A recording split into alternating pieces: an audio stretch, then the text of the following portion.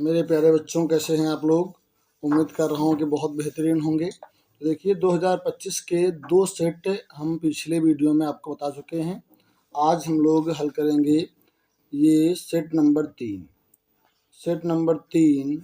2025 का 2025 का set number 3 को हल करेंगे। तो देखिए इसका पहला सवाल हमारा क्या है कि यदि tan थीटा बराबर 3/4 है तो cos थीटा का मान बताइए।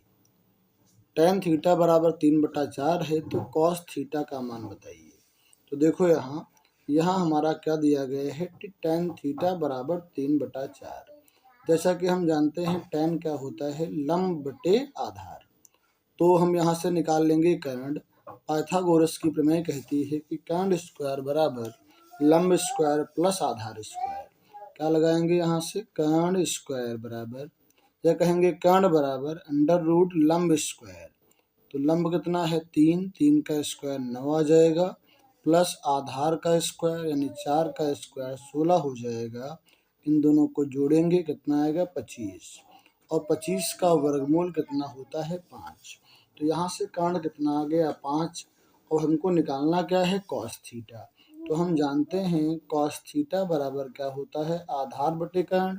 आधार कितना है 4 और कर्ण कितना आपका आया 5। इस प्रकार cos का मान कितना हो गया 4/5। इस प्रकार हमारा ऑप्शन नंबर जो है पहला यानी ऑप्शन नंबर ए हमारा सही हो जाएगा। अब ऐसे ही हम देखेंगे इसका सवाल नंबर 2 क्या है। देखिए सवाल नंबर 2 में कहा एक पासा फेंका जाता है तो पासे पर सम आने की क्या प्रायिकता है। तो देखिए पासे को फेंकेंगे, आपने खेला होगा पासा लूडो वगैरह, तो उसमें कितने उसके पृष्ठ होते हैं, पासे पे अंक होते हैं 6। प्रश्न में कहा गया सम अंक आने की प्रायिकता। तो देखो अगर 1 से 6 तक उसमें अंक होते हैं, 6 बिंदी होती हैं, तो सम अंक कौन कौन से होंगे, 2 होगा, 4 होगा और 6 होगा। ठीक, तो इसकी प्रायिकता क्या बन जाएगी, प्रायिकता यहाँ से क्या बनेगी, सम अंक की कहा है तो सम अंक 1 2 3 हैं, तो 3 बटे कुल कितने अंक होते हैं पासे में 6 होते हैं। तो यहाँ से क्या बनेगा 3 एकम 3 और ये हो जाएगा 3 दूना 6। ठीक, ये यहाँ से कट गया, 3 एकम 3 3 दूना 6 हो गया। तो ये कितना आ गया 1/2। क्या मिल गया हमें यहाँ 1/2। ये आ गई सम आने की प्रायिकता पासे पर। अगर कहा होता विषम आने की तब भी यही होती। देखिए अगला हमारा प्रश्न क्या है, प्रश्न संख्या 3 कहा है कि निम्नलिखित बारंबारता बंटन का माध्यक वर्ग क्या होगा। हमें निकालना है माध्यक वर्ग। तो हम जानते हैं माध्यक वर्ग निकालने के लिए हम यहाँ पे 3 टेबल बनाते हैं। एक टेबल तो वर्ग अंतराल की होती है जो कि हमारी प्रश्न में दी रहती है, दूसरा बारंबारता की होती है, और तीसरी होती है CF यानी संचयी बारंबारता की। तो पहला क्या होगा वर्ग अंतराल, जो कि हमारा दिया गया है 0 से 10, 10 से 20, 20 से 30 और इसी प्रकार 30 से 40 और 40 से 50। ये हमारा वर्ग अंतराल दिया गया है। और ऐसे ही बारंबारता जो है फ्रीक्वेंसी हमारी है वो क्रमशः 7, 8, 15, 10 और 5 दी गई है।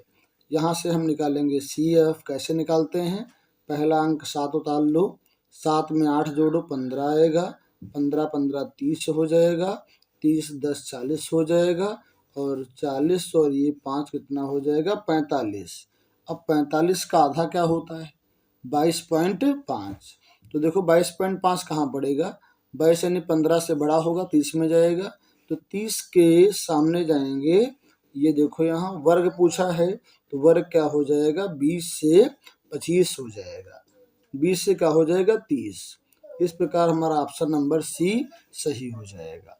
अब देखेंगे इसी प्रकार हमारा अगला प्रश्न क्या है। देखो यहाँ से सवाल नंबर हमारा 4 क्या है। तो 4 हमारा इस प्रकार दिया गया है, कहा है इसमें बहुलक वर्ग कितना होगा। तो देखो बहुलक क्या होता है, जो सबसे बड़ा हो। तो देखो यहाँ किसकी बारंबारता सबसे अधिक है, यहाँ यहाँ देखिए 11 ना, 11 मिली यहाँ बड़ी बारंबारता, तो इसके ऊपर जाएंगे तो वर्ग पड़ेगा 10 से 15 वाला ना, ये क्या हो जाएगा हमारा बहुलक वर्ग हो जाएगा 10 से 15। तो यहाँ से हमारा ऑप्शन नंबर जो डी है वो सही हो जाएगा। इस प्रकार ये 4 प्रश्न सॉल्व हो गए।